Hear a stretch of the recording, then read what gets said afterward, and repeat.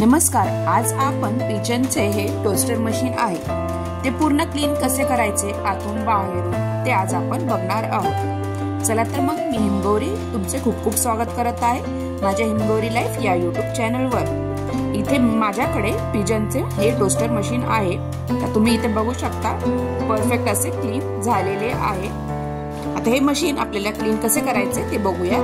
आता तुम्ही बघू शकता इथे आधी शक्यतो मी ही टोस्टर मशीन जास्त वापरत नाही, पण वापरली तर आपण क्लीन कशी करायची ते बघूया।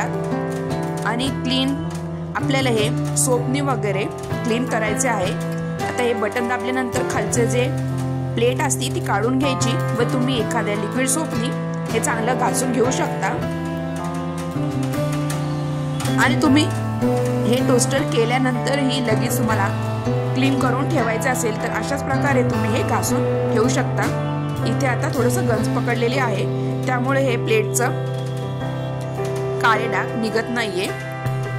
तरी मी स्वच्छ सोपने घासून घेतले आहे व धुवून घेतलेले आहे। आणि आपण जी ही मशीन आहे टोस्टरची ही पाण्याने एका कापडाने चांगली घासून पुसून घेणार आहोत। त्यामुळे हे पूर्ण सुकल्याशिवाय आपण पुन्हा वापरात घ्यायची नाहीये। आता मी एक लिक्विड सोप घेतलेले आहे व घासणीने अशा प्रकारे हे पूर्ण घासून घेणार आहे। आणि जे आतले असते ना ते आपल्याला ना एक तुम्ही काय चमचा वगैरे फुलकट असेल त्याला कापड गुंडाळून किंवा काठी तुमच्याकडे असेल कापड गुंडाळून ते आतमधनं साफ तुम्ही करू शकता। आता हे मी टिश्यू पेपरनी पूर्ण पुसून घेणार आहे। तुम्ही कपड्यानेही चांगलं स्वच्छ पुसून घेऊ शकता।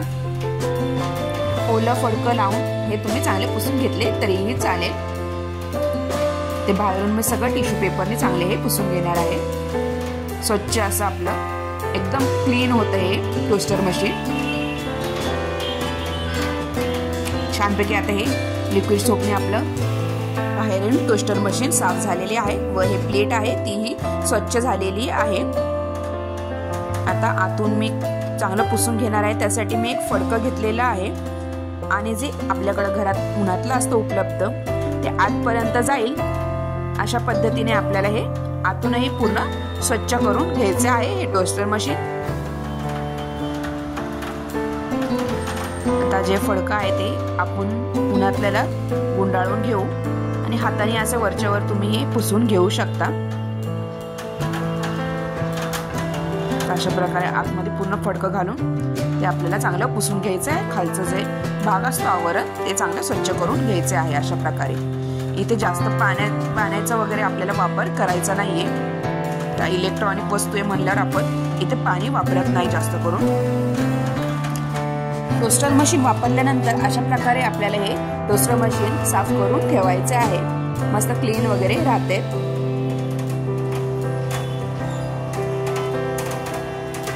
अशा प्रकारे हे टोस्टर मशीन आपलं स्वच्छ झालेले आहे।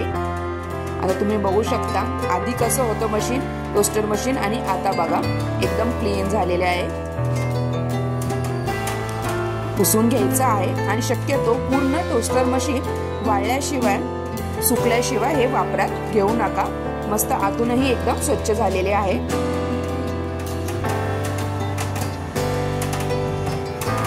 आता हे खाली डाग पडले त्यामुळे हे घासून सुद्धा निघत नाहीये। ते असंच राहील जास्त करून वापरत नसल्यामुळे हे असं झालेलं आहे। आता हे पुन्हा तुम्ही ही प्लेट अशी आतमध्ये ठेवू शकता। अशा प्रकारे आपली इथे टोस्टर मशीन क्लीन झालेली आहे। अशा प्रकारे तुम्हाला हा व्हिडिओ कसा वाटला नक्की कमेंटद्वारा कळवा। थँक्यू।